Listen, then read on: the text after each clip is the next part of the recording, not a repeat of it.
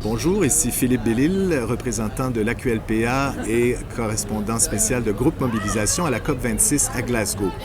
Aujourd'hui, nous allons aborder la question des villes où vit la majorité de la population mondiale et qui sont également de grandes émettrices de gaz à effet de serre. Alors, comment les villes peuvent-elles, dans les limites des pouvoirs qui leur sont conférés, comment peuvent-elles influencer l'agenda climatique, comment peuvent-elles accélérer l'action face à la crise climatique et surtout, comment peuvent-elles influencer leurs États respectifs pour rehausser leur ambition climatique. Notre invité, David Miller, ancien maire de Toronto et ambassadeur d'une association qui s'appelle C40 Cities, un réseau d'une centaine de grandes villes et de mégapoles qui représente 10% de l'économie mondiale. Monsieur Miller, merci. Merci pour la conversation aujourd'hui. Monsieur Miller, dans une perspective canadienne et québécoise, sachant que les villes et municipalités sont des créatures des provinces, on a du mal à comprendre comment les villes peuvent véritablement agir face à la crise climatique. Alors, donnez-nous des exemples. Je sais que ce n'est pas partout pareil à travers le monde. Donnez-nous des exemples de villes qui peuvent véritablement, et qui ont commencé d'ailleurs, à agir face à cette crise climatique. Pour moi et pour les grandes villes du monde, c'est la même chose au Québec et aussi au Canada. C'est possible pour une ville de créer une planification contre le changement climatique, particulièrement dans les immeubles, le transport et le déchet. Au Québec et aussi au Ontario et Colombie-Britannique, l'électricité est verte, mais les immeubles, c'est les possibilités, les grandes possibilités pour l'action contre le changement climatique. La même chose au transport et déchets. Et à Montréal, la mairesse Valérie Plante crée avec les résidents de Montréal un excellent plan contre le changement climatique. Donnez-nous, David, quelques exemples d'actions immédiates et importantes qui sont faites par certains de vos villes membres. Donnez-nous quelques exemples. Par exemple, la ville de Los Angeles.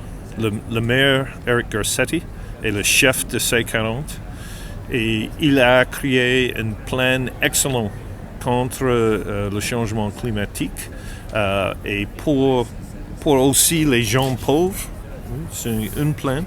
Los Angeles is moving from a huge portion of coal to very significant solar, including on people's houses. And they have a plan to assist low-income people, both in training for the jobs to do the solar and in having solar on their houses at low cost.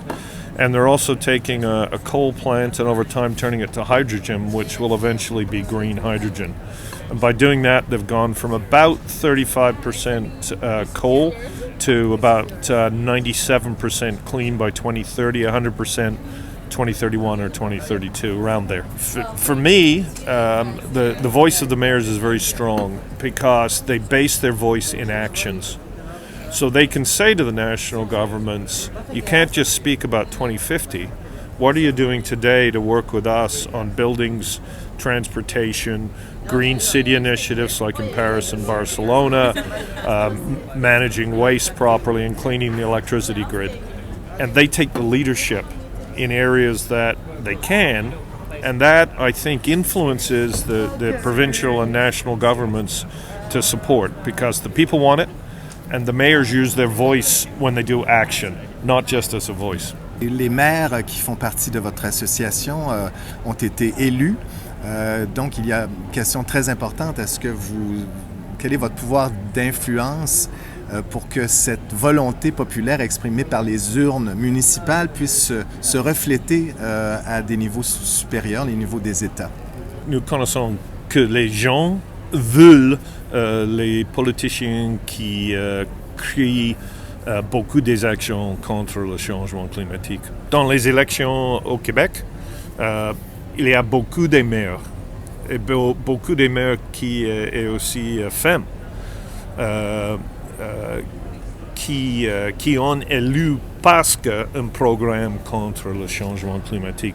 Pour moi, c'est la même chose dans les élections provinciales.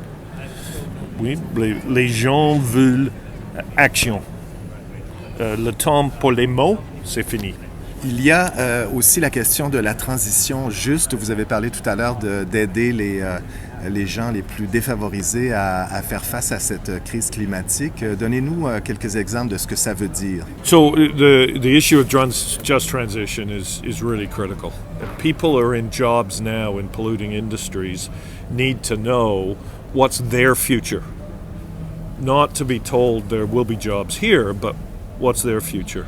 And so at C40, we're working very closely, for example, in South Africa, with the mayors of 5 cities, including Johannesburg and Cape Town, and the trade unions and the government, to work towards a program of just transition in the electricity industry. Because there it's a public company, so the government can lead the change, but all of the electricity in South Africa is created by coal right now. And what jobs are those workers going to have as you transition into solar and other ways of generating? And you need to ensure that those paths are created before you make the change. And we're working very strongly to do this, because once we create those paths, then you can really make climate action happen much faster.